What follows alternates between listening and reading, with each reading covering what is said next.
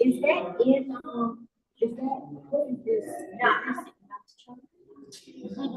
It's messing you up, Tanner. That's logged into my account. You can unlog it. Oh, that's your. That's me. Definitely. Okay, so what I'll do is I'll share with you the thing so you can put it up. Sure, you're just gonna put it to my drive. Yeah.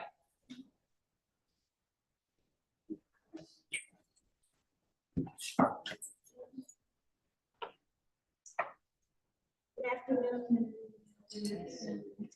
Or Tanner, do you want me to share this with you and then have you log in? Because I'm leaving after I do this bit. All I was gonna do was, once I shared it, we'll just do the tab it. Okay.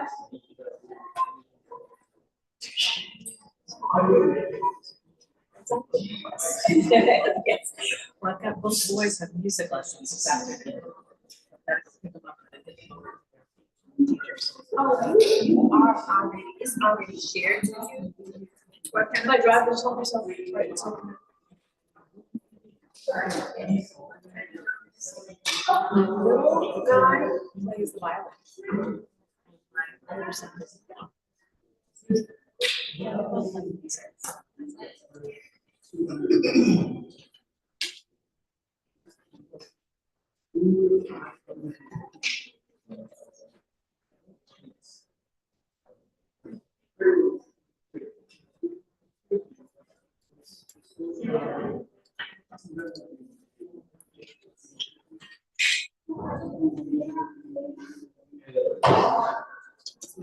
Since you are into.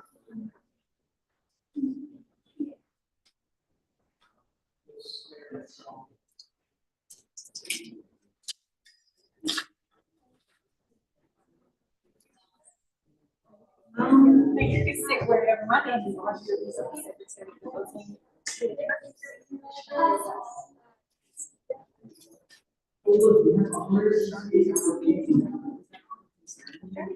Thank you.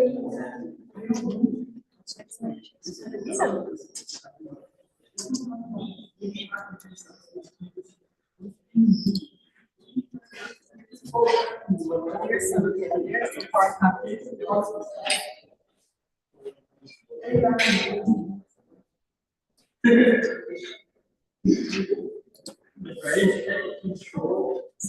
Yes, yes, I'm down to be sure.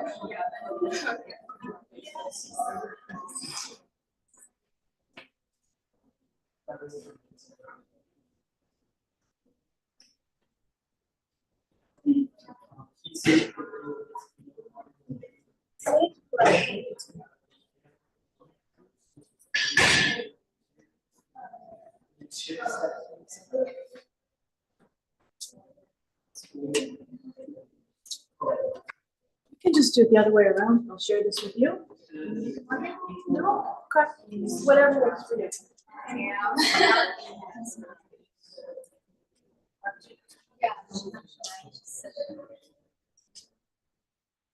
Yeah.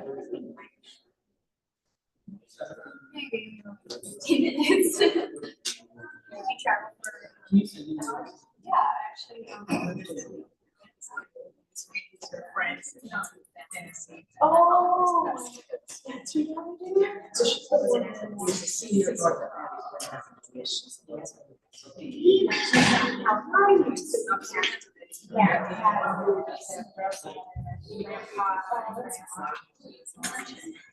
Are she in your son? Yeah, but it's this. There's that. This is the last, yeah. And the agenda. It's amazing. Yeah.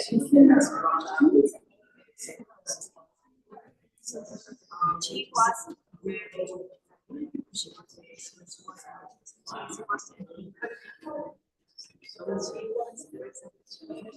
There we go.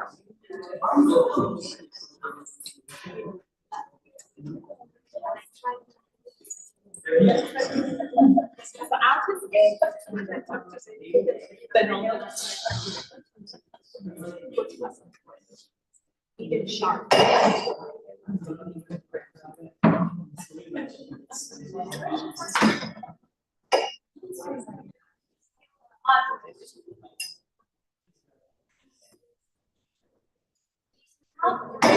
No, I got it. Thank you. I didn't realize I just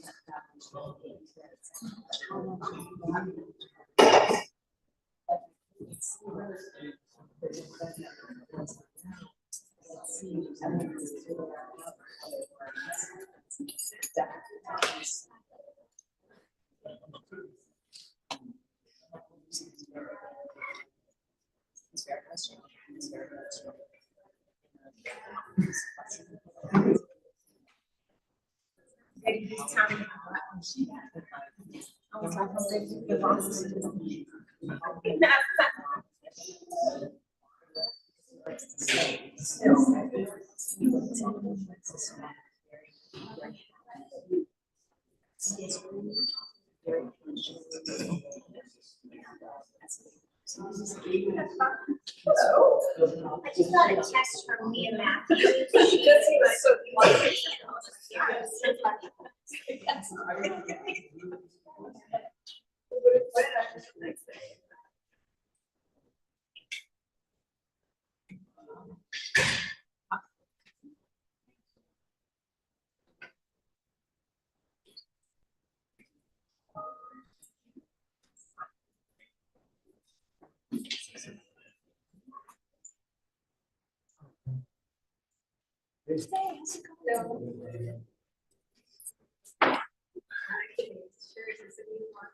Oh, yeah. This is my go-to. And in my closet.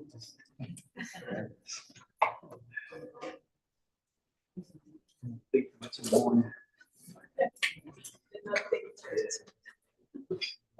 Brain power goes to That's why I love it when Fridays roll around. Jump into those jeans, whatever, Midtown shirt is clean, off we go.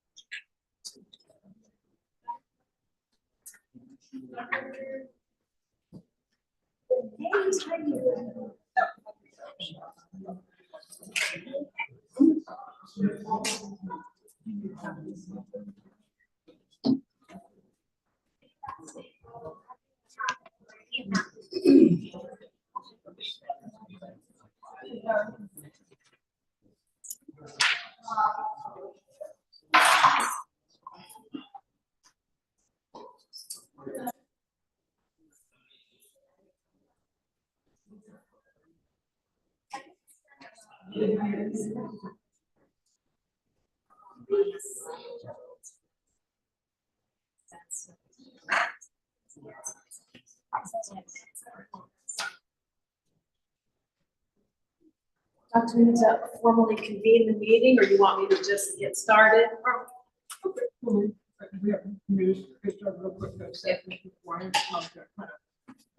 Present something, can you just go ahead and do that now?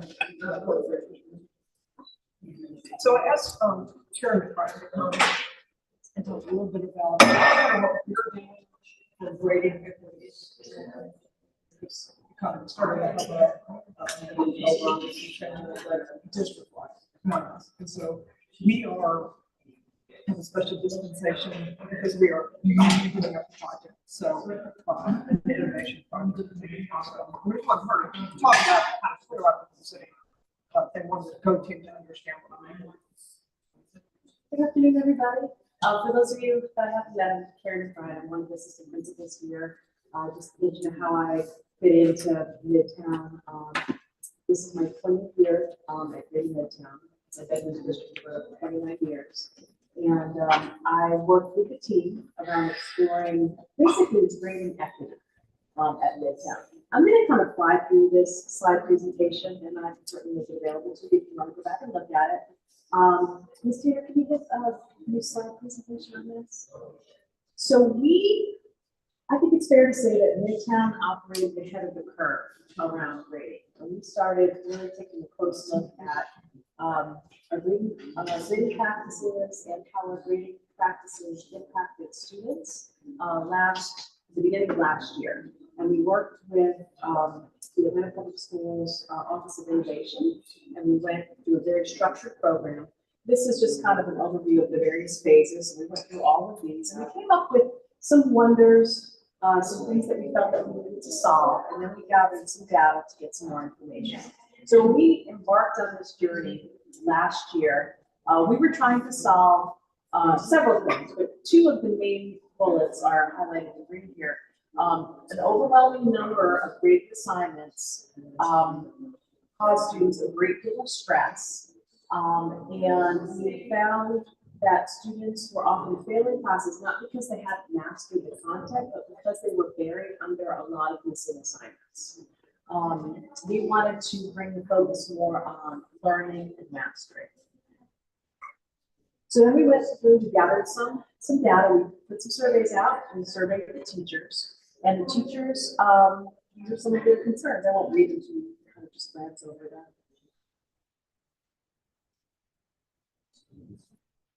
Did teachers have any concern about the amount of time it's taking them to grade all of these assignments?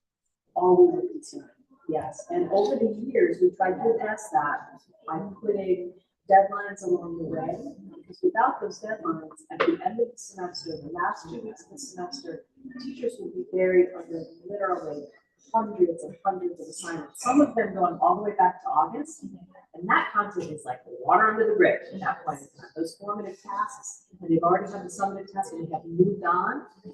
And it was, yes, there was a great deal of concern for teachers around that. So we're going to see a couple of themes emerging: feedback, reassessment, mastery. So we've got also got into this,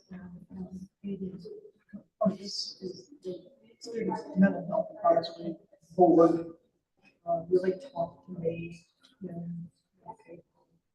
last year about, didn't necessarily talk about this, but definitely talked around it and talked about fairness.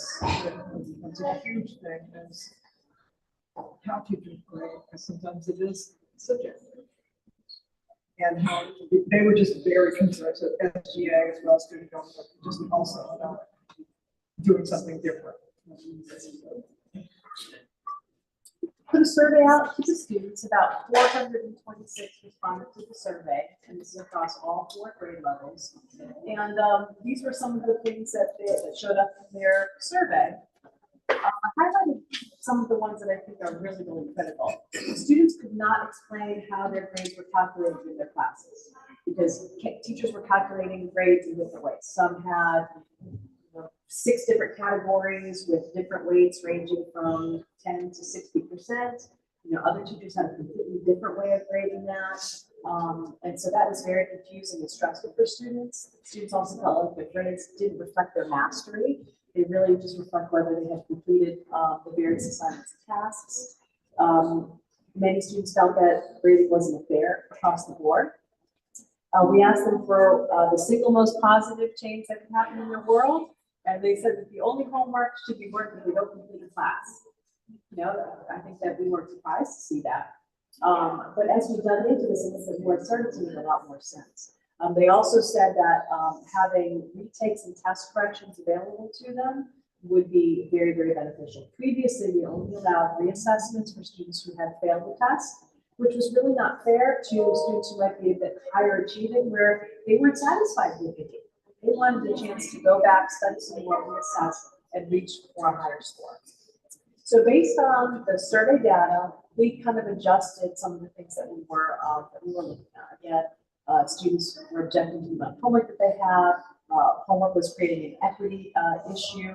Also, just trying to get those grades in the grade book. The students would definitely copying from each other just to get a grade in the grade book.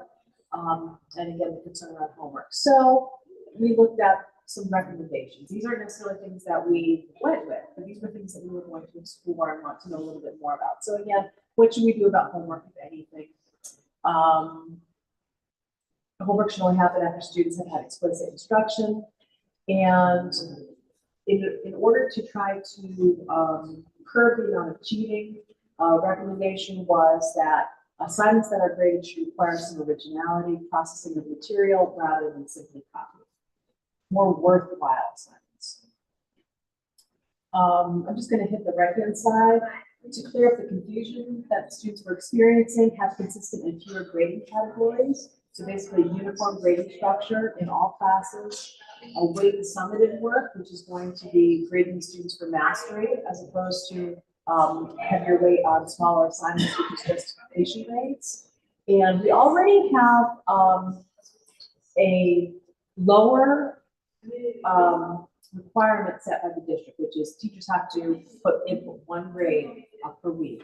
But here at Midtown, we decided that we were now going to put a cap on assignments. So teachers cannot assign more than 2 weighted assignments per week.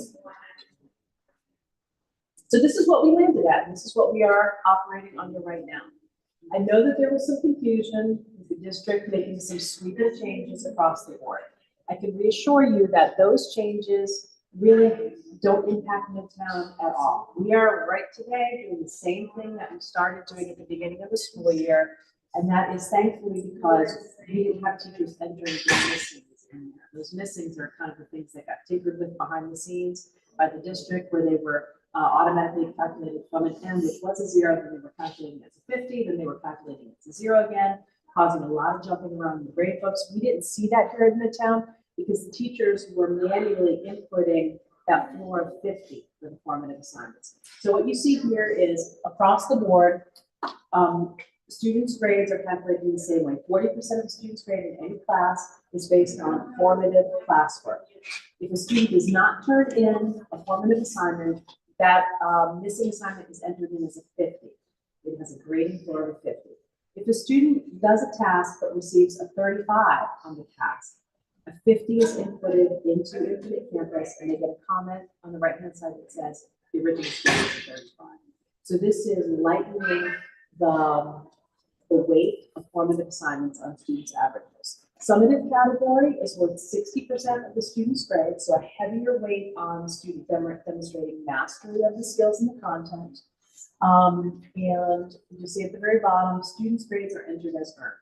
So there is no floor in the summative category. If a student does not do a summative assignment, a 0 does go in the grade book, because we feel that those summative assignments, those summative tests, quizzes, projects are so important that teachers have to have that data so that they know what students might need remediation on, where they might need to be accelerated. And so that is why that summative category of students' grades are entered as earned. And then we did add that second bullet under summative, where the reassessment opportunity is mandatory for students who score a failing grade. So we do everything we can to try to get them into tutorial so they can get some additional assistance and then do a reassessment. But we also have that reassessment opportunity one time for all students, regardless of what they made on the first assessment. We felt like that was the most fair thing to do for our students. And then just some data, mid-semester grades. I'm excited to see what this data is going to look like when we get to the end of the semester, because I will tell you, for the teachers in the room, mid-semester grade is like the first official grade that goes out there, and it often lights a fire under students. Like the grades weren't real until the mid-semester grades went out there. And then you often see students getting a little worried at the mid-semester. They realize half the semester's gone, they really need to kind of pick up the pace. But with all of that said, this is the reduction that we saw in students who are failing 1 or more classes at the mid-semester. So in the fall of last year, we had 37.6% of our students were failing 1 or more classes at the mid-semester last year. And at the mid-semester that just passed, we had 33.6% of students failing one or more class at the mid-semester. You know, it's a 4% reduction, 4%. In some ways, it doesn't seem like a lot, but it is. It's 4% fewer students failing one or more classes, and we're just going to continue with our initiative, looking at students' grades, and we will have the data available to you at the end of the first semester to kind of see how things compare this year versus last year. And then, of course, we'll be very interested to see the students' milestone scores when they come in the spring, kind of look at how the students' grades and the grades will compare with their performance on the milestone assessment, looking at all the data to see if we're on the right course. Yeah. True? See, there might be a difference in the percentage, the grade point average of the student that is failing. It might be a little higher, I don't know. That's a great point. Yes. Yes. Did you understand what he was saying? The grade point average of students who are failing, we may see a difference in that because we're not going to have students failing with like 20% averages or 10% averages because we have that 50% cushion in the formative category. And this is also a conversation we have with teachers. You know, it's kind of hard at first to wrap your mind around giving a student a 50 when they didn't do anything. But the mindset that I had to get into is that it's still a failing grade. And when you look at the grading scale overall, students have 69 points to fail, and they have 31 points to pass. And that's not fair when you think of it that way. So this is the process that we're in. Again, just want to, I know that email that went out through I think Infinite Canvas to everybody. For the most part, the Midtown community can ignore that. We are doing what we started the year doing back in August. Nothing has changed. So do you have any questions? Well, with the focus is on the students' mastery of the content. And you know, one thing that is very different at the college level is students they have a fewer number of very, very important grades. They don't have to do homework. It's just a study. They're not getting a grade for doing their study. And so I think that it matches up in many ways with what's going to be expected at college, with a higher percentage of their grade being mastering the content, mastering the knowledge. You know, on the other side, we have been engaging in conversation like, you know, in the real world, if you don't do something, you just don't do it. You don't get a half done if you don't pay your car registration. You know, you're going to get the ticket or you're not going to get the ticket. You know, so that is, it's a good question. It's one that we've sort of been wrestling with. But overall, we felt that for students who potentially have mastered the content, it is much more devastating for them to fail courses and they know the content just because they couldn't do the amount of assignments that were in front of them. And so when we weigh those two things, this promotes the overall health of students in terms of them feeling like there's hope. Oh. I have two questions. What if a kid gets a lower grade on the retake? Do they get the higher grade from the first They time? get the higher grades. Okay, do all the teachers do that? Yes, it's in the handbook. Okay.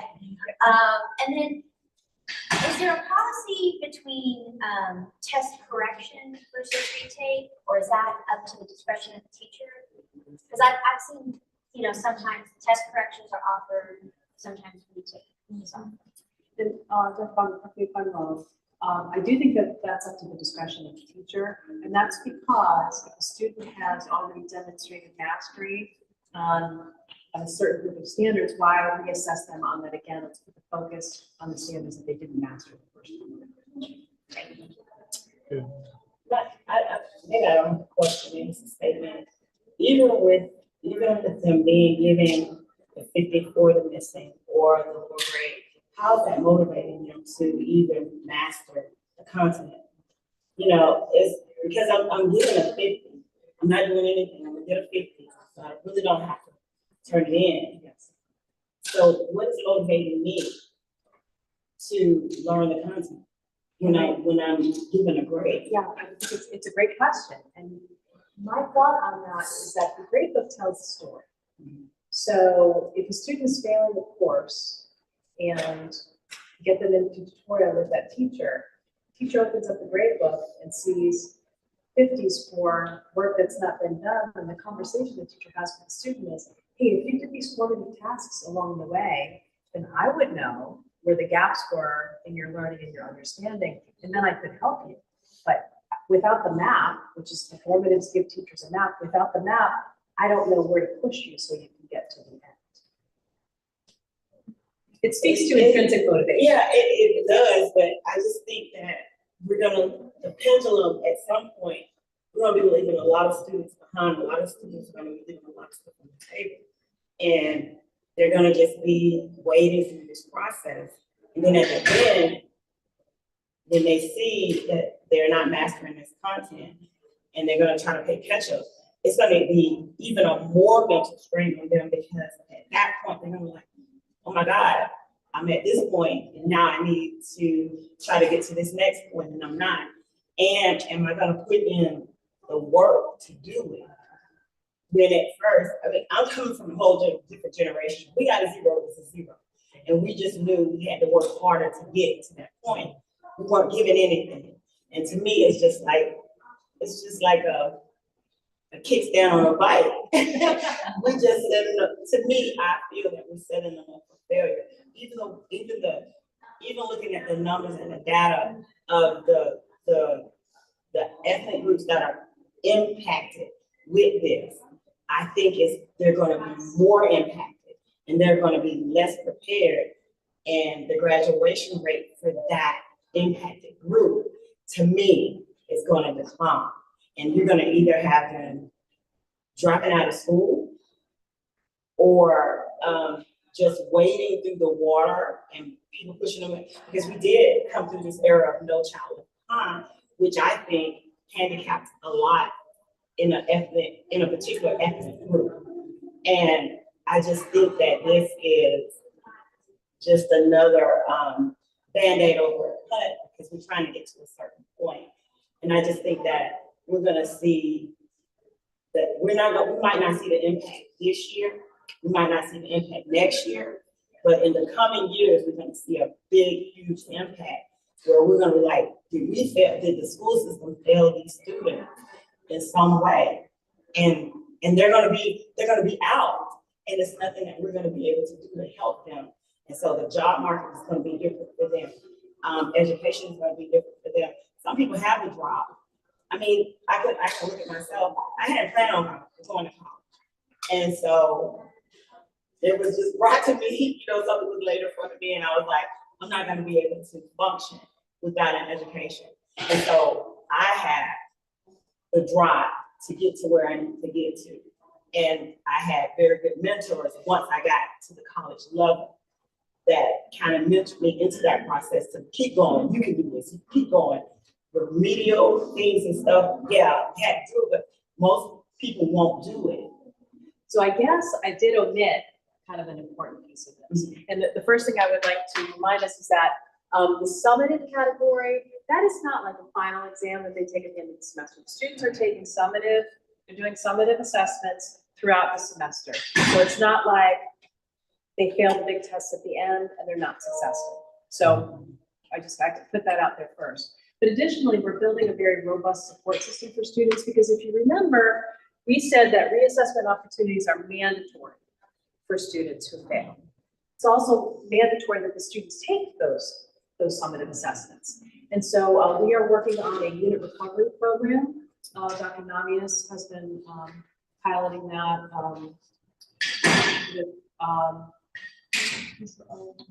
We have Monday. Ms. Roberts Oh, yeah. with that. We have Unlock, it's very multifaceted recovery and support. And so those students are pulled in to Dr. Baughman's conference room, where Ms. Roberts and Dr. Namias work with these students specifically on the units that they were not successful on, or to take the test if they didn't do the assessment at all. And so that way they're getting very targeted support and remediation and preparation to demonstrate their mastery when it comes time for them to reassess again. And of course, we have Saturday school, which you all know about, which has been fantastic. We have So- night school, we have Monday, recovery days, which we did all day today. Yeah, this is very comprehensive, this whole thing is very comprehensive. But what I would say is, I hear what you're saying, but if kids don't come in the same place, if they all came into the same place, then I'd be like, great, you all are on a 100-point scale, but we are vastly different in Atlanta. That's all I can talk about. And it's not a level playing field. It is not. Money is everything in Atlanta. And so kids that are at home that have two-parent family or one parent that's very involved, a place to study, quiet. I mean, you have all of that, and then we have kids that live in chaos. And so a kid that lives in chaos, I'm sorry, is not prepared for this school. The school is incredibly demanding if you are not at a certain level. If you're at a certain level, it's challenging, but it's not. It is, yeah, so I think our kids are gonna be more prepared, honestly. But what I'm also pushing, which I bring up all the time, and I'm still pushing, is that if a child makes an F in a class, that when they take the class again, that grade replaces the grade.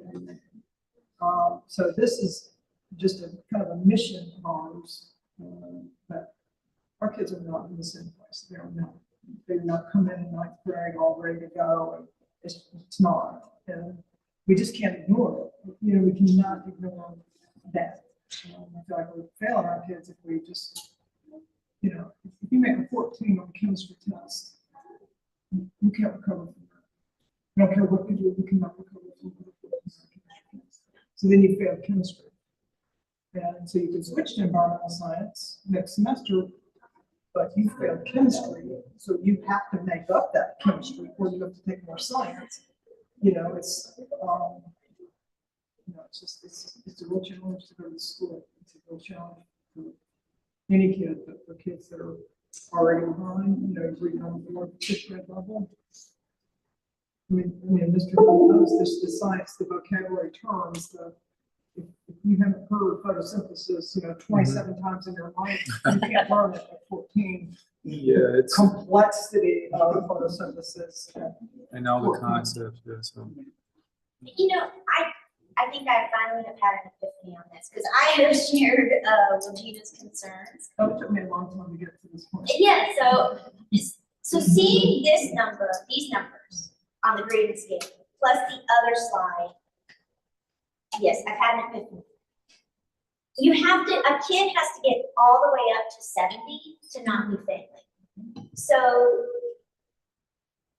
when I was looking at the other chart, I was saying, oh, is that just an artificial inflation because there's been a grade change? But it's not, because if 51 were passing, then I think that it would be artificial. But a kid has to, like I said, because a kid has to get all the way up to a 70 to be not failing, I think those numbers on the other chart are real. It's a real success. Because yeah, the 50 has given them the ability to be motivated, to get extra help, to reach a 70. Whereas like you said, if they have a 10, there's nothing they can do to get up to a 7. Right. So then they just give up. So Also, I think about this is I feel like it's more compassionate. And what was really so impactful for me was last September when I met a year ago when I met with SGA, Student Government Association. We just started talking about, I don't know why I brought it up, I think I talked about it. And I mean, they could have gone on and on and on about the differences, I guess, in their classes and the things that they saw or what they perceived, that this kid did exactly the same thing and got 72 and the other kid got an 82. I mean, what they perceived. I'm sure there was some minutia, but, and then just hearing the mental health board really talking about the fairness of it, and bringing their kids together instead of the divide, just, the demographics, you've got to bring our kids together so they support each other, not this huge, divide, so. I mean, the community is is divided as far as the social economic piece, so it's gonna show up in the classrooms. It's something that we're gonna have to tackle that outside the classroom. I think once that changes, the classrooms will change, but I think this is just a microcosm of the community as a whole. So, Gary, thank you. Thanks for having me.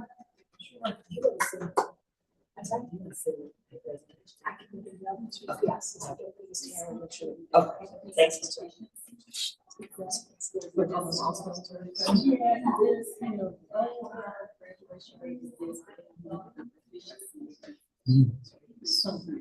Oh, we need to drive it like on their standardized score. Yeah. Oh, yeah, that's, yeah. Yeah, we're a little bit better related to, grad rates and grades for milestones. Oh. We're better correlated. But it's. Hey, good afternoon. Welcome to Midtown's Go Team meeting, where you will follow the agenda as it has been, it's provided for you in the Go Team folder. All right. I would like to remind everyone that this is a meeting of the Go Team. Only members of the team may participate in the discussion. Any members of the public present are here to quietly observe. For members of the Go Team, please identify yourself when you speak. I am pleased to call this meeting of the Go Team business meeting number 3 to order at 4:45. The secretary will now take roll. Please respond present when your name is called. Betsy Bachman, Jennifer Keenan. Here. Tracy Naylor. Stacy Tanner. Here. Roderick Hill. here. Sergeant Major Fisher. Here. Leah Matthews. Here. Regina Montgomery. Here. Lydia Rivera. Here. Sydney Newton. Okay, Eden Sharp. Okay, Eden, I just added you to the vote. All right. So, this team will only be able to take a we have 4. Yes. Our first order of business is to approve the agenda. This was provided to you.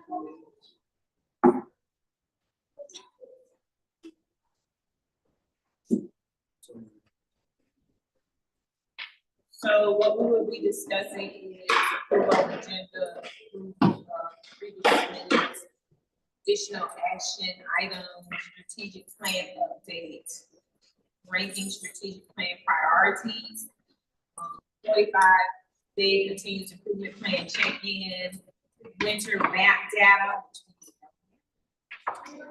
strategic plan and continuous improvement plan progress, ranking strategic plan priorities.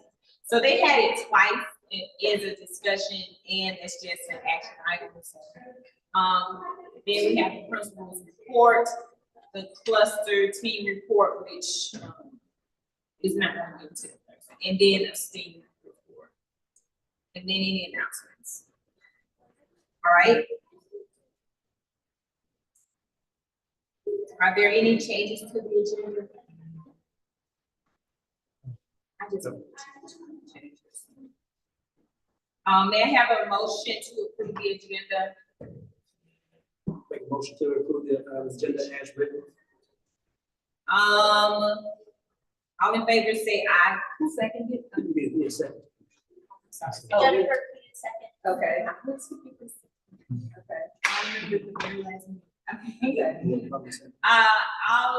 All in favor say aye.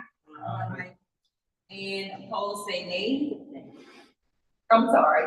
I did not say that. And all my years of go-to and look. Well, they're supposed to be there. I retract that. I didn't say that. Any abstention, you say abstain. Thank you, that was funny. Okay, we will review the, and approve the meeting minutes from the previous. I did make one correction about the STEAM playground for the teachers. Did anyone else have any minutes, any corrections to the minutes? There were hard copies up here in case anybody didn't get the email. Does everybody have a hard copy?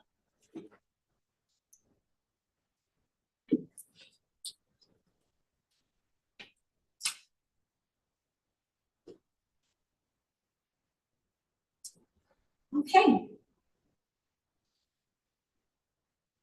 So our first action item, so.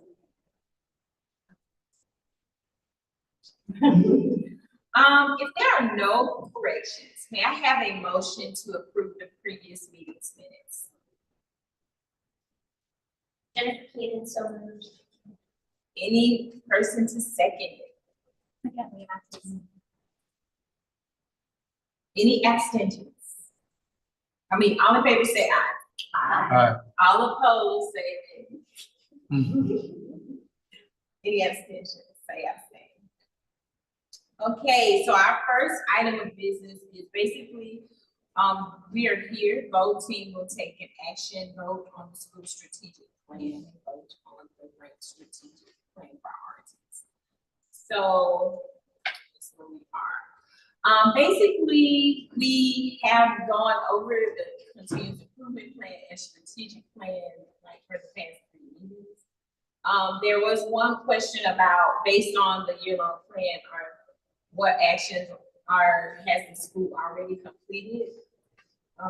When you look at it, we are basically doing the items basically daily, where the students are being the attendance is being reported, it's being sent out to the athletic teams regarding whether or not students could participate based on their attendance. There is attendance for class. So attendance is very much being monitored, rewarded, and, just guarded. Do you have anything to do? Okay. As far as the teachers are actually having daily conferences with their students if they are absent, but also required to maintain their school, in Infinite Campus, required to maintain the contact log information for parents and students.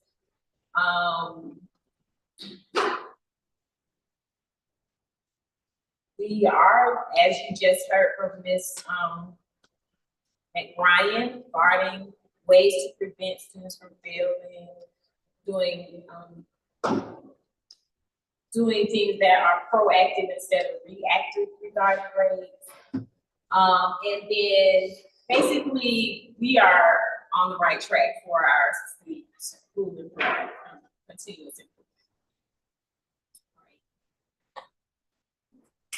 Any questions or concerns? All right. For our data discussion, I should not be so happy. I should not be smiling so brightly, but we did not do the fall map test. So We opted out of November, December. We had the option to opt out. This week we were not doing that. Yes. Oh, yeah. Yes, that was a lot of pushing and a lot of, so we will in the spring need to do 9th, 10th, 11th, but we did not do it this week. all right. So what do you notice that? I'm sure we noticed happy kids and happy teachers. Yeah, What are more you instructional time. Yes. Are there any additional questions?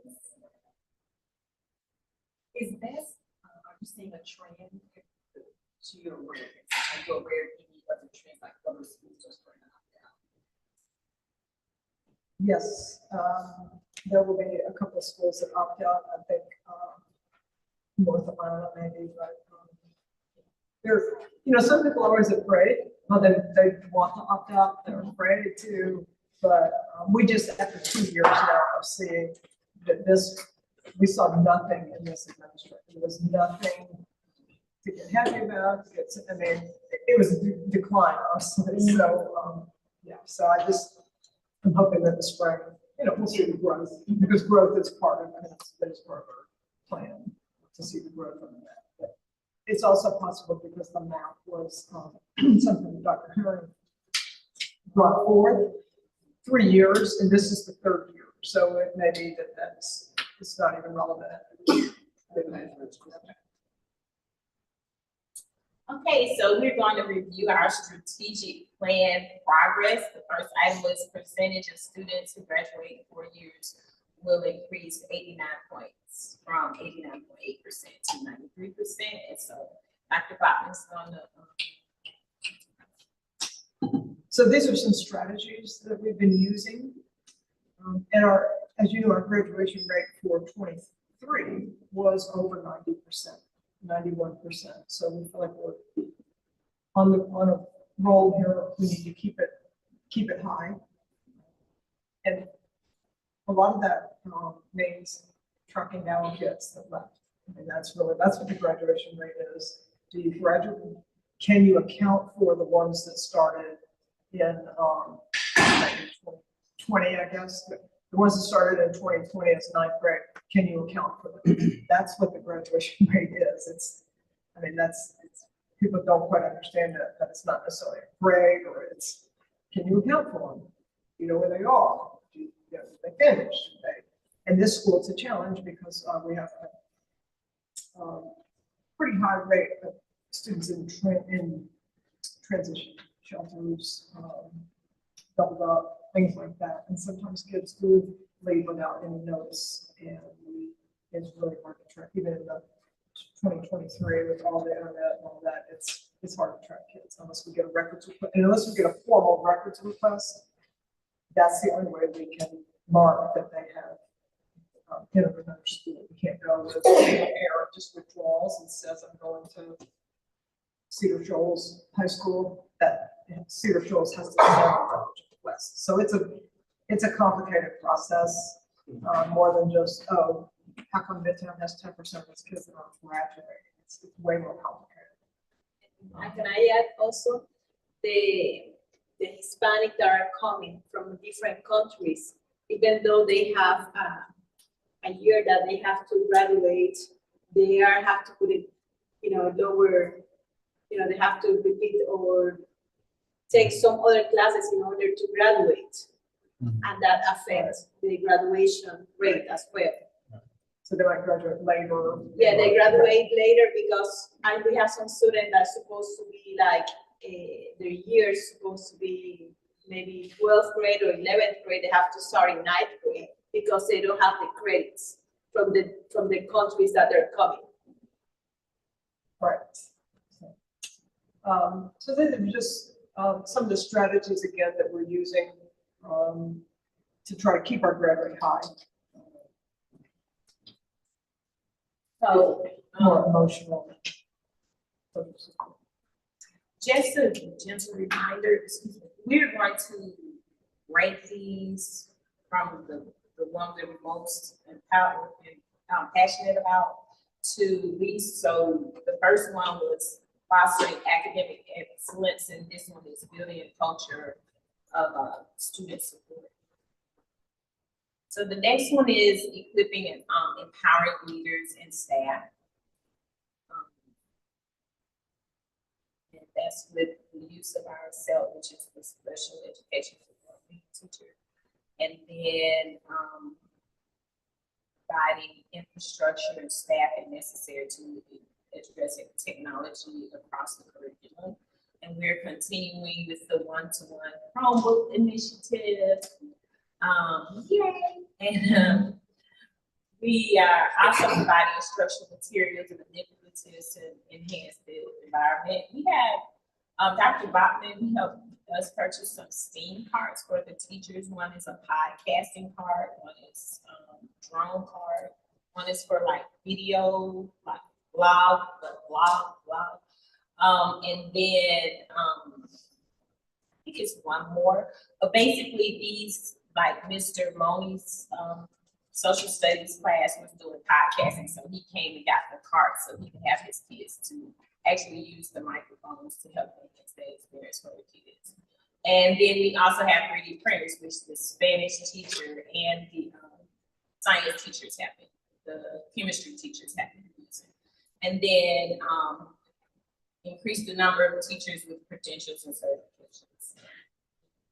We have a few teachers in like the gifted endorsement, STEM endorsement, and a few teachers are going for their leadership degrees here in the school.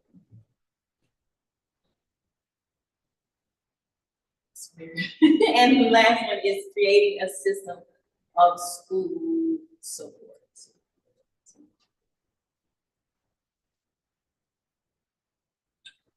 Continued professional memberships for teachers. All the teachers do have their membership for their professional organizations. And create opportunities for students to engage with non-academic discussions. We'll try to see more of this in the spring and engage with parents with the opportunity to volunteer. I'm grateful for parent volunteers. Thank you so much. And then we're going to continue to utilize the CTAE advisory board, and then we want to create a survey that will be helpful for the school and the STEAM program, because we want to be able to contact parents who might be able to come in and give presentations to the students about their career and their experiences. Is 9A related to, it seems like 9A isn't related to this SMART goal. Because it's 6 active parent engagement volunteering opportunities. So it's teacher professional. That must be related to The previous. yeah. Right here under, empowering staff.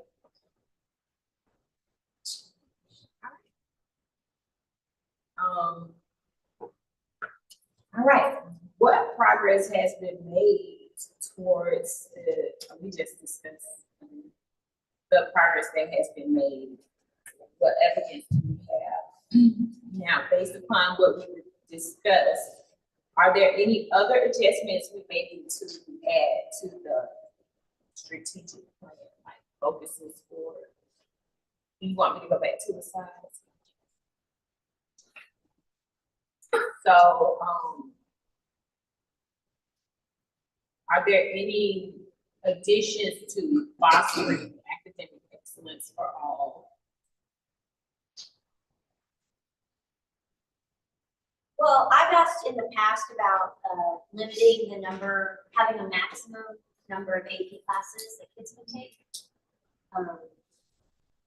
And I don't know if there's, I guess I'd still like to see if that can be explored. I think 5 would be kind of a good number. So you have kids, a few kids who take 6, 7, and 8. There are a few who have 8. Total. Oh, no, 5 Per year. per year. 5 per year.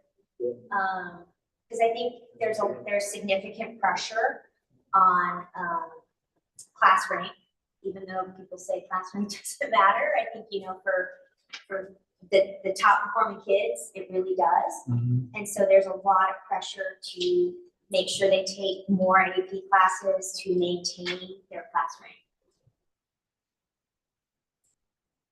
And some people, and some of the kids are like throwing darts, just like, well, I'm not interested in AP XYZ, but I'll go ahead and take it because I've taken all the others. And I'd like to hear, well, you're the only student today, you say.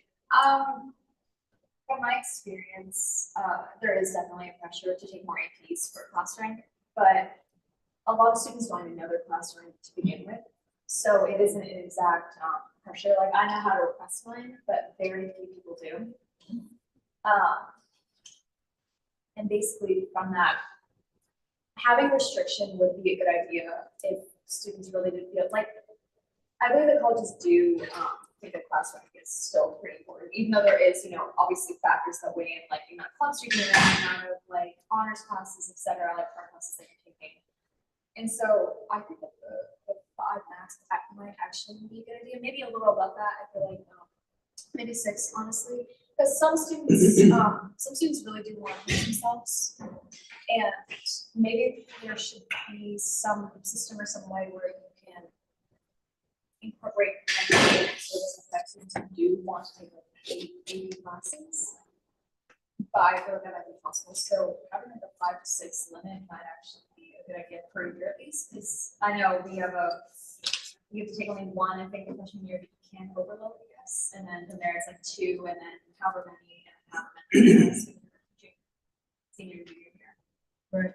So actually, It's pretty much 1 the first year and then 2 the second year.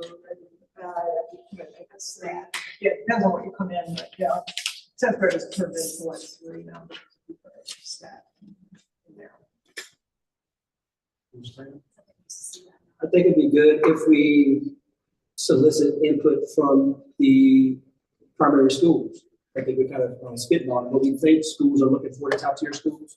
I think it'd be beneficial if we were to at least ask the questions of it with Georgia Tech, or UGA, some of the premier schools that a lot of our kids are trying to attend, and saying, what's you all's admissions take on this? Is it really serving a purpose, or is just kind of a superficial thing that we think at the high school level that you're looking for to make it more competitive at that college level?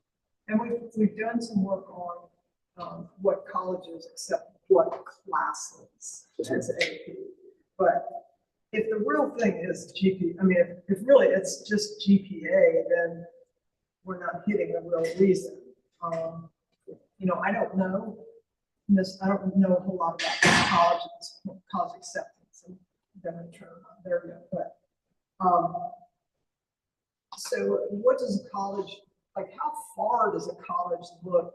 I mean, if you're 150th out of 380, is that a big deal, or is colleges really looking for like you're in the 50 out of 400? I mean, what is? I mean, I've done a lot of college tours in the last year, so I can tell you what they have said.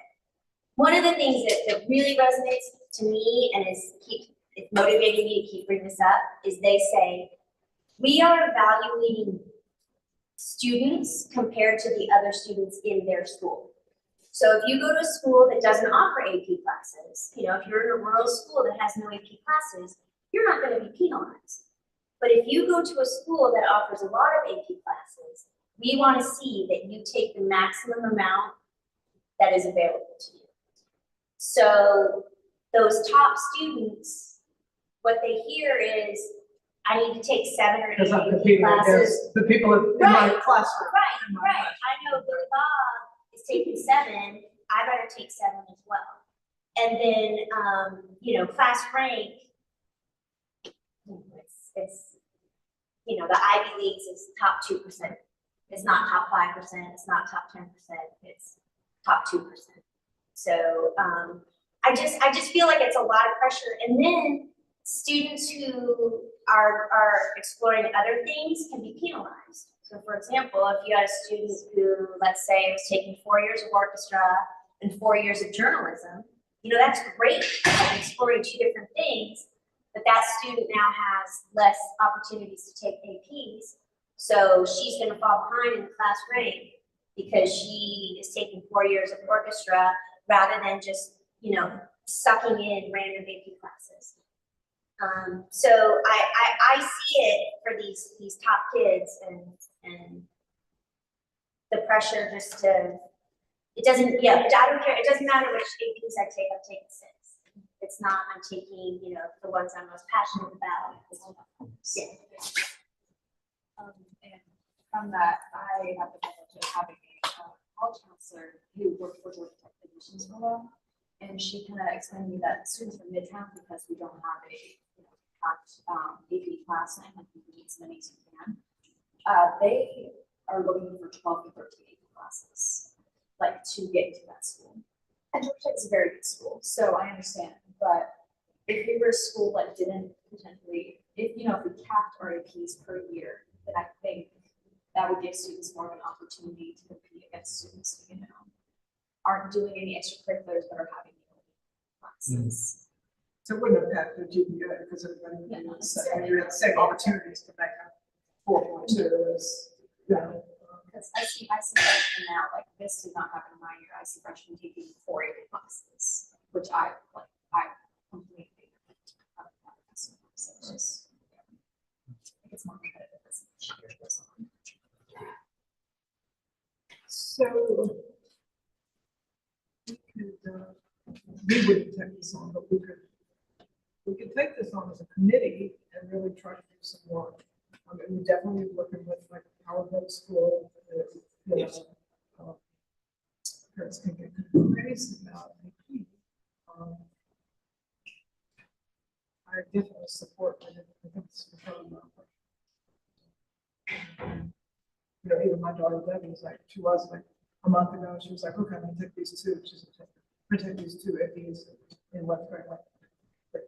And then like a month later, she's like, okay, well, I'm gonna take these 5. I'm like, what happened? And I think it was because basketball started and she was with kids that are taking juniors and seniors and they just are talking about it. And the other feels like, oh, I gotta do that, or, you know, and that's what it is. It's the student to student stuff. It's not, you know. Yeah, just trying to figure out people. They can decide, it won't be as much, you know. So it does happen. I think we also have to have some real discussions with students. I mean, we really have to talk about that. The pressure, you know, what does that get you, really, you know? Well, to your point, if some kids are so focused on AP classes and they're not doing their extracurriculars, that could actually hurt them in a college application because they don't look as well rounded. You know, they could be doing volunteer work, they could be dedicating to something else. And then there's also some other students that like to be competitive.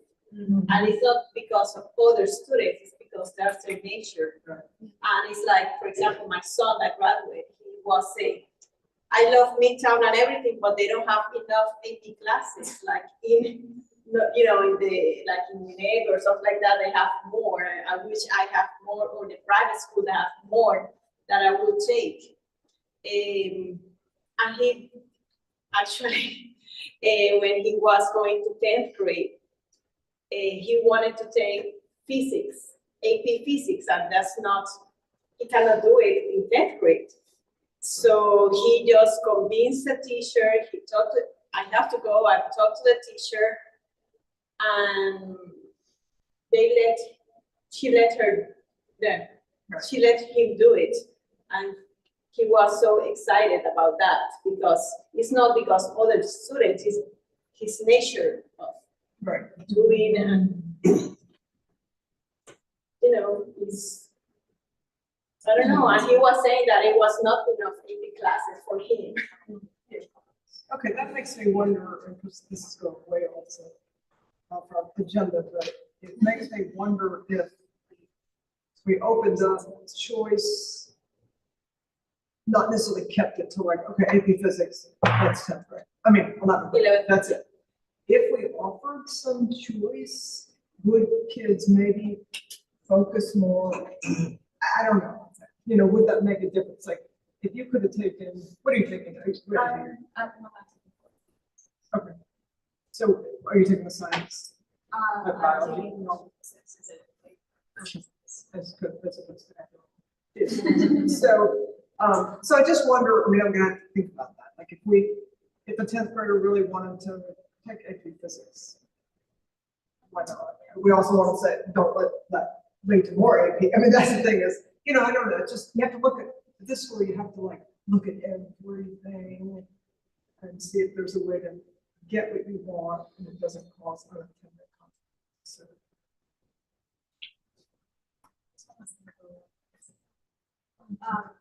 I think that's a just like engineering. I don't think that's necessarily you can choose from this list in your junior and senior year, but the ones that you don't have to take. So if you just say, okay, not per year, but you say 8 is the max. Maybe and you can I don't take. know, I mean per year. I mean, like, yeah, each. Yeah, you need to cap per year because then people can game the system too. Yeah. They take 8 APs their junior year, or you know, stack it up and then. Yeah, and then take 2 senior year and they apply early admission and their class rank is so high because they've got so many APs. Yeah, but for example, I'm in the Facebook page of the parents of, the Georgia Tech parents, and a lot of them are commenting that, for example, the computer class, computer social, computer class, and they say, oh, my student that took APA, the first month of Georgia Tech computer class, it was the whole year of AP in high school. So it was a good step taking the AP class, but it's not enough because it was only one month they covered the whole thing that they covered in high school for a year. So All right, so That's also like all right. one of those majors that look at. like, Yeah, most yeah, people, but it's a like, small but if you percentage compare, of but people if you think that, that's why a lot of colleges don't even take all the AP classes because Right. it's, for them, it's not, enough. It's like, it's only like a basic. And it's a good preparation also for them to be the real, in college. all right, so we're gonna continue to, okay, So building a culture of student support, or are there any other suggestions for that? Building a culture of student support.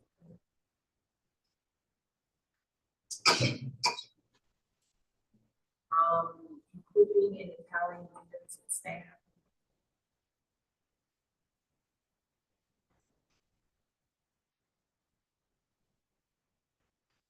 In the last one, creating a system of student support without lacking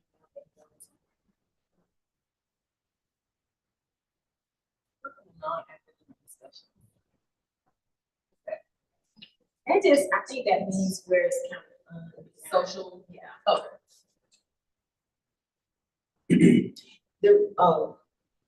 I just had a comment, engage parents to create opportunities for them to volunteer on campus. Could I just be engaging, not to have them, which they don't have time to volunteer, just engaging them as a whole, to let them know what's going on. but also we're, trying to get parents to really share what they do more. So one thing that just, like Miss Bryn, Kelly Brown is a 10th grade, is AP World, but she also teaches this internship class, gifted internship class, and she has 2 of them. And so that's a year-long class. The first semester is preparing and understanding and delving into interest, but the second semester, for 2 months, February, March, these kids are doing internships. So that's 60 internships we need. And so Stacy and I were talking this morning about really doing some kind of parent survey to say, okay, what is it you do in your career, and could you contribute some way? It may not be with that, but we really don't have we don't have a comprehensive list of what parents do or parents' skills and talents and career that we could call on, sometimes to motivate and hook kids, So we're going to do that. We're going to do it. It won't take that. Stacy doing it won't be that labor intensive. And to really find that, because like Ms. Wren needs people that can offer internships, Trying to do more of that. So based on, just to add the limit of AP classes. So this is input from college admission.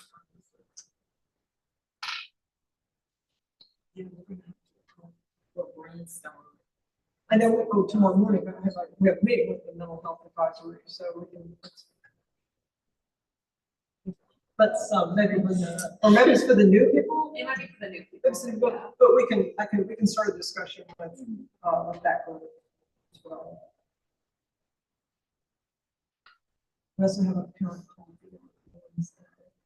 I have a program scheduled for that, but we probably have some time that we could follow back up on the AP discussion that we did in October. Maybe try to something more. What time? Probably not. And it's Zoom. Okay. I'll send that over. All right, so that was our discussion. Segued into, we were kind of halfway in action, halfway in discussion.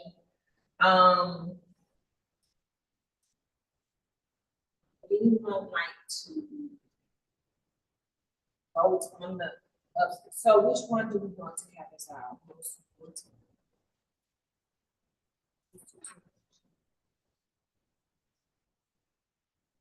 Next academic. Academic is one, we're gonna keep it in the same order. Academic is building culture, and The teacher. empowering, so academics and empowering. I mean, our teachers are, burned out and at their wits' end. We're all out of luck. We need you guys. We want you to be happy and healthy. Then the other two were creating a system of school support and building a culture of students. Students have worth too.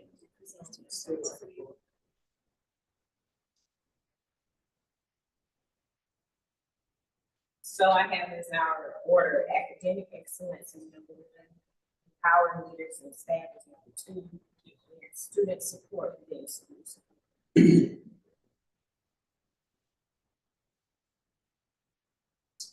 Okay, so in preparation for the budget development, the Go team needs to write the strategic plan priorities. Use the next slide to capture it. I'll put that in there once we are done. But I have the order here. And then,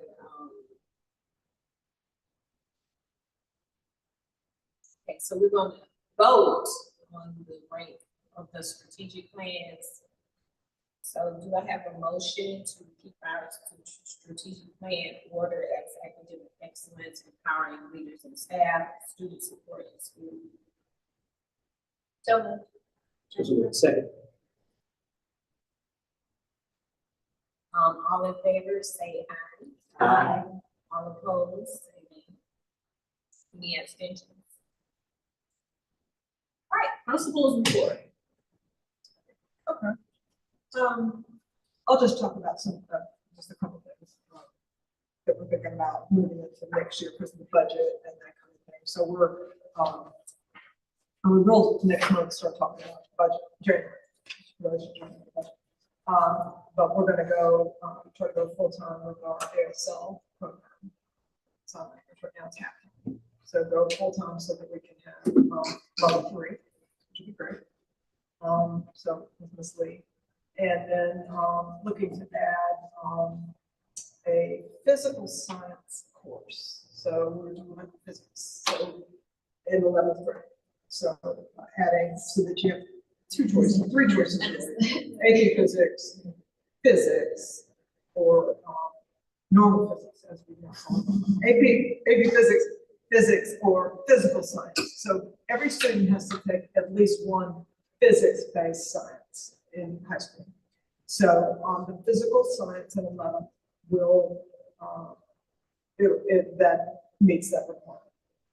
If students in 8th grade took the high school physical science class, that satisfied that requirement. But we're really finding that the physics class is very, it is math-based. It's very heavy math-based, no matter what, if you take the AP, it's math-based. And some of our students are really lacking the skills to take that level of science. And so, because then what happens is the teachers are having to reteach math instead of being able to do it. And so the physical science class doesn't have as much math. It has the standards of physics, but not as much math. So because we really were finding some very low grades with physics, and I think it's kids just weren't. Some kids are just not concerned. Some kids don't want to take that. They don't want to. So we're going to offer that next year, and then we're going to offer an additional math class so that students have the option to not just take pre-calculus, which for a lot of kids is the last math you take in your senior year. So take a class that's called algebra. It's advanced financial algebra. And so it's very applied. It's high level. It's not, but pre-calc also really catches a lot of kids. Again, very heavy math. So they have the option to do that. So we'll add that to the course schedule and see what kind of interest we get. So happy about that. Again, just looking at our achievement all the time. We're looking at our academics and performance and just seeing what we need to add. So. And Dr. Buckle, for the budget discussions that are coming up, are there currently some positions funded by CARES money and that money is going away? Is that correct? Yes. So we only have two. Oh, that's good. Two. One is the attendance specialist, and the other is Ms. O'Wad, who is an instructional paraprofessional. So we'll just move that on to. We carry those. Okay, good. I think we'll be fine. Yeah, if we had 20, but that's Right. great. then But we it is the don't have to. last, yeah. And we do, as of today, have 1,663 kids. We are not, the norm is we build until about October 15th, and then we usually start dropping off. We are not dropping off, which is very different than, very different. So, we'll just continue to enroll 3 kids today. So, yeah, continue to be something the district is looking at. They are looking at that. That's all. So the first one is with physics. If you guys were to offer the physical science one, are you guys going to make the students who aren't taking physics aware that they could disqualify for national merit scholarship and stuff like that? Because I'm very sure that physics is a requirement to get it, and there are not many kids in public. That's Good question. Physics. Good And then question. the second one was being, I guess, prepared for math and physics. With the expectation of the kids taking physical science who aren't prepared, would you still not review material of old math, or would they not review math before going to physics? You would, I know we're trying to eliminate them reviewing beforehand, but would you just? what I'm trying to eliminate is, or reduce, is the amount of time that teachers are spending teaching math. And you do have to do some of that, but in physics, you need to be able to, do this math and move on, not just stop at, now we talk about equations, balancing, we're going to talk about balancing equations again. We're going to talk about, that's at this school where we really have a big divide in math. And it's not fair, I really grapple with this kind of stuff, I really grapple because, again, it's Atlanta's economics, it's all about money, but I know it's going to happen. I got when I first came here, I got away from the physical science, we offered that in 9th grade, because it was very race-based, or special, or disability-based, and so I know this is going to happen, but I've talked to I've talked to the teachers, I talked to all the science teachers a number of times in the last month, and they really feel like it's necessary, that it's real. The physics class is being harmed by the lack of math skills, especially with students in special ed with learning disabilities, processing. It is, so I have to wrap my head around it's a detriment to keep forcing them to take a class that they're not prepared for, but knowing that the physical science class is going to be predominantly special ed, maybe some of our, and I'll say Black because that's the way that is the way it goes here, but we're going to make it performance based. So we're not saying anybody, there has to be a grade level, how you do in science and math in 10th grade.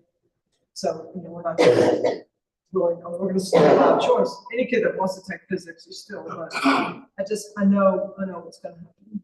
And, you know, I know that's not, but it's not fair for some of our kids, especially that have word processing problems and math processing to, you know. So, but yeah, so we'll do that. Yeah. Okay, so the cluster advisory team report is Thursdays, not, so there hasn't been a meeting since our last meeting. And then we want to do the STEAM report. So Very busy, staying very busy. yeah. So basically, the group that has been kind of leading the forefront for the garden is the ELA department, ninth grade ELA. They have been reading a book. It's called Seed Boats. We had the Wild Center come out, and well, first of all, the engineering departments helped me with the raised beds, and the STEAM teams helped me. They were kind of like my pilot group to see how well the raised beds were going. Well, Wild Center came in and they let the kids. They did pomegranate seeds with the kids, and they planted carrots, cabbages, kale, collards. They just planted strawberry trees. They planted a variety of vegetables and fruits. So that's one of the big things that we're trying to finish out right now. You see Mr. Montero, I had to put him in there. He helped us get our, we're trying to get our VR headsets together. He helped with that. The music technology group is coming in very strong, helping the students frequently. We had a trip in oceanography to Sapelo. And then we have Miss Hunter. I don't know if you know Miss Hunter. She teaches calculus, AP calculus. And when the Spanish department had the flamenco dancers in, they invited different teachers to come in, and we worked together, and she came up with this dance project where the students used the elements of that the flamenco dancer gave them and created their own dances for derivatives in calculus. And if you went to her class that day, it was so fun. They enjoyed themselves. They made like music videos. And as this is her, because she's reviewing, even though they're doing their presentations, she's still going over with them the different terms that they were really confused on. And I see back about one of the videos, it's pretty hilarious. So we have had several professional development series for the teachers, including like for the STEAM cards for podcasting, 3D printing, AR, VR headsets. Also, she's done AI. She's done an AI presentation with them. We had the KSU I teach coming in to do engineering design process with them. We had the Atlanta Public Schools Fine Arts Department come in and discuss visual thinking. And we also had Field Works come and do what they call a project slice, where the teachers actually went through the process of having doing a project-based learning project. So now we're kind of trying to remind them, read the book, read parts of the book as you're working. And we have Ms. Woods as one of the teachers who's actually enrolled in the STEM endorsement. And I have this one with. Then Ms. Williams, we had her, she did recycled materials. She did a fashion show with recycled materials, the world languages, music technology. Also right here is a grant from Thrive, Live Thrive. It's for $1,500 for the garden and just getting prepared for STEAM. One other huge thing that we're doing is next Tuesday, if you guys could come and judge. Next Tuesday night, Ms. Street is doing what she calls Adventure Prize Adventure Prize Pitch Night. It's kind of like Shark Show. Shark Tank. It's kind of like Shark Tank. And so she needs a few more judges for that. But it has evolved. I remember the first year she did it, and like we've been working on making it bigger and grander. So now we're using it to do the Georgia Tech Adventure Prize Contest. And so we just need a few more judges for that. Also, this has been a really hard sale. I'm giving Algebra 1 to do some STEAM. So they're doing rocket launches next week. And then we also had the Industrial and Systems Engineering Department come and visit with Miss Benson's class, like all day, and go over different types of jobs and careers that are available with the Industrial Systems Engineering major at Georgia Tech. And then on Monday, I will be taking about 35 kids to Georgia Tech to tour the Innovation Lab, Georgia Tech in general. And then they have what they have called a engineering capstone. So the kids can get to see what the graduating seniors present as their capstone as engineering majors. So that's what's going on. And then here, tomorrow's Giving Tuesday. I have 2 Don't Choose projects up. Don't Choose projects up. If you want to donate, today, if you donate $50, that's like $100. But tomorrow, if you donate $50, it's $75. And we are looking for some things for this, especially the raised bed and garden, some fencing, if anybody, we've gotten quotes, but you're talking about $5,000, $6,000, $7,000. If somebody knows somebody that can donate fencing, it doesn't have to be a huge amount, but we're trying to get some parents to donate or businesses or something. And, okay. So our next meeting, we will begin discussion of the 2024-25 budget, and you can let me or the chair any additional information you need for our future discussion. All right, thank you guys. Thank you. So at this time, I would like to see if someone would like to make the motion to end our meeting for adjournment. And second. All right. And all in favor say aye. All opposed nay. Okay, we're officially ending. Saying that. At 5:36. She just said nay. I said nay. I didn't even It's on the 30th. Thursday. Thursday. You